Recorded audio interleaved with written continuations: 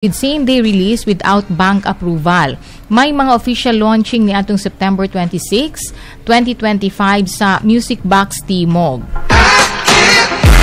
Ang groundbreaking platform ang unang multi-level network marketing program sa nasud kung diin ang mga ahente mamahimong mamaligya ng mga sakyanan na dili kinahanglan ng unsa mang kapital o puhunan. Ang platform nagtumong nahatagan ng power ang mga ordinaryong Pilipino nga mamahimong car seller pinaagi lamang ng pagkonekta ng mga kliyente. Samtang gidumala ng M-Cars PH ang proseso ng pagbaligya o pagsirado ng transaksyon.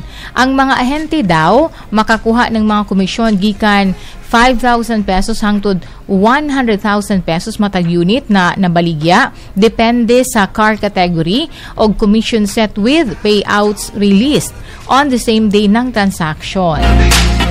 Kini daw fully equipped with everything na kinahanglan ng agents to succeed, including training programs, the full list ng available cars, and sales tools, ensuring every partner has the knowledge and resources to sell effectively. Labaw pa sa platform, padayon na gipalahi ng M-Cars PH ang kaugalingon sa industriya ng automotive, pinaagi ng mga serbisyong nakafocus sa customer.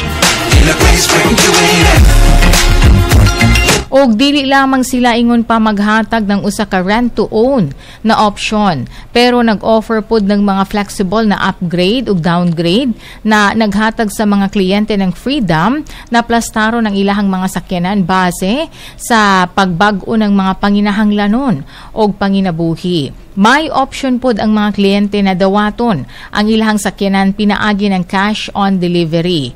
Well, basin, mas dako pa ang komisyon sa pagpamaligya ng kotse kaysa maghulat ng offer sa pelikula o teleserye.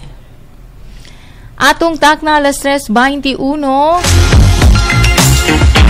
Usa ka MMFFN3 2025 naghanap pa ng financier.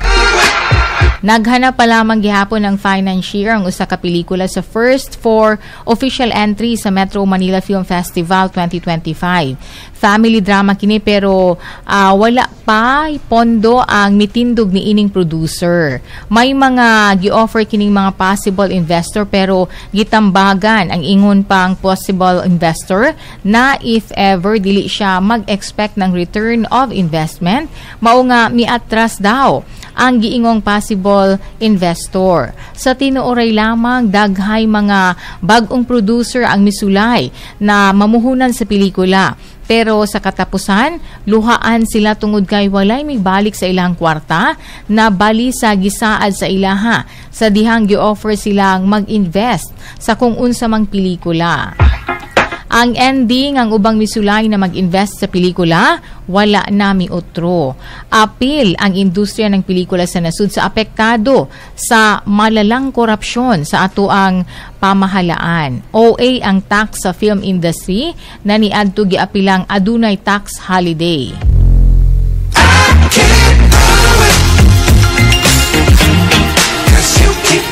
Sa pikas sa bahin, Sara Diskaya gustong makipag-face off kang Bitoy.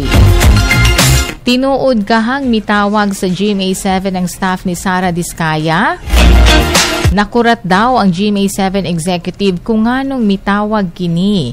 Di ay nangutana daw kini kung pwede siyang mag-guest sa Bubble Gang o aduna sila'y face-to-face encounter ni Shala Dismaya. Ang pinakabagong spoof ni comedy genius Michael V sa Bubble Gang. Dili pod maikalimod ang pagkaanggid nila. Nauna nang giangko ni Michael V na naisip niyang himo ng skit tungod sa grabing demand sa publiko. Daghanay nabibuhan didto og apil na daw si Mrs. Diskaya. Igipagawas kini ni atong September 14. Fanay daw manggod si Mrs. Diskaya. Sa kasamtangan giingong dili lamang sa DPWH o Department of Public Works and Highways, daghay nakuhang kontrata ang magtiayong Diskaya tungod kay sumala sa migawas na mga balita kagahapon, giingon ingon pa nga naa sila'y maanumalyang mga proyekto nga nakuha gingon pa sa Department of Health kon DOH. Gipakita ni Senate Finance Chair Sherwin Gatchalian ang giingon pagkaapil ng flood control contractors sa maanumalyang pagtukod ng mga ospital sa budget deliberation ng DOH ni adtong nakalabayng adlaw. Ug ang latest mamahimong giingon pang pagamultahon ng muabot sa 300 billion pesos tungod sa giingon pang bid rigging ng labawng 1,000 kontrata ng DPWH ang mga diskaya. Dapat jud adunay manubag.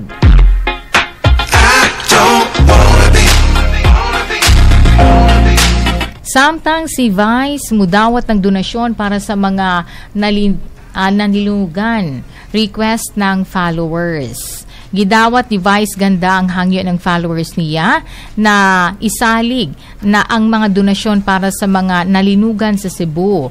Sumala manggod sa usa niya ka followers, andam siyang mutabang pero nakasiguro ba siyang maadto sa mga naguba ng linog ang mga ihatag nilang tabang? Sumala sa ex-user na si @SZudi, Hi Vice, getting old in the Philippines is full of uncertainties. Sakto ang sulti nimo. Kita-kita na lamang ang magtinabangay. I am personally willing to help but I wanted to give it through you. Ikaw lang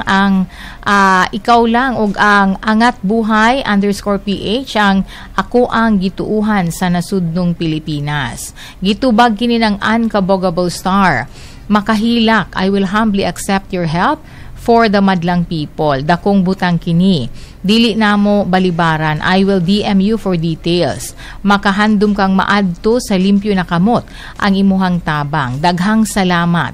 Samtang sa pagkakaroon wala pa'y gihatag na detalye si Vice kung unsaon ug asa pwedeng ipadala ang tabang ng iyang fans para sa mga nanginahanglang Cebuano.